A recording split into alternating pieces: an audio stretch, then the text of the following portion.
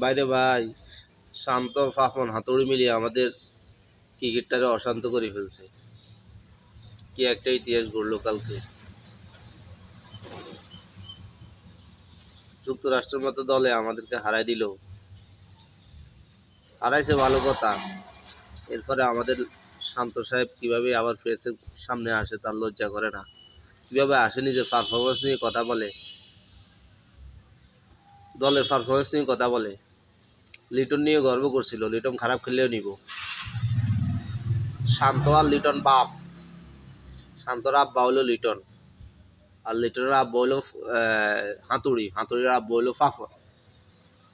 বুঝছেন, খারাপ খেললেও এরা নিব, আর ভালো খেলা আমাদের মিরাজ, যে আলু তরকারির মতো সব জায়গায় ম্যাচ করে। মিডল অর্ডারে খেলতে পারে, লো অর্ডারে খেলতে পারে, ওপেনিংয়ে খেলতে পারে, স্পিনিং বল করতে পারে, ভালো ফিল্ডিং করতে পারে, কিন্তু তাকে নিব না। বুঝেন বিষয়টা?